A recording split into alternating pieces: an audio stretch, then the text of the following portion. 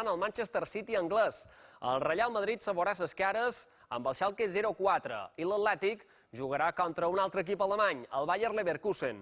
Els partits se jugaran entre el 17 de febrer i el de 8 de març, i els tres equips espanyols disputaran la tornada a casa seva.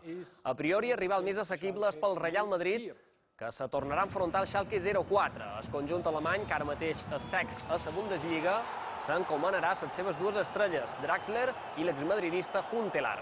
En canvi, el Barça tindrà rival més dur, el Manchester City de David Silva i Kun Agüero, segon classificat a la Premier League, amb el qual ja se va enfrontar la temporada passada, precisament en aquesta ronda. Luis Enrique valora així l'emparellament. Pues nada, un rival duro y complicado.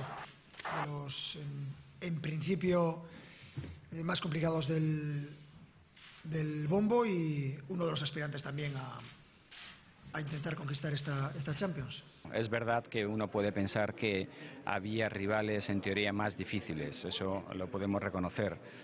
Pero 90 minutos en Alemania son 90 minutos. Si tienes 10 minutos de falta de concentración, ya tenemos experiencias en el pasado, pues pueden pasar una factura muy peligrosa. Hay que ir con el partido, seguir trabajando en la línea que lo estamos haciendo, ir con la humildad que hemos ido hasta ahora, y yo creo que esas son las armas que nosotros debemos de esgrimir ante rivales como el Leverkusen o contra cualquier rival.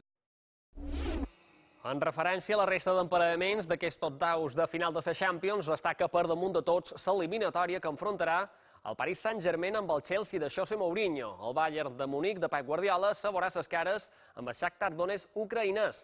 Les altres tres eliminatòries seran el Juventus Borussia Dortmund, l'Arsenal Mónaco i finalment el Basilea Porto.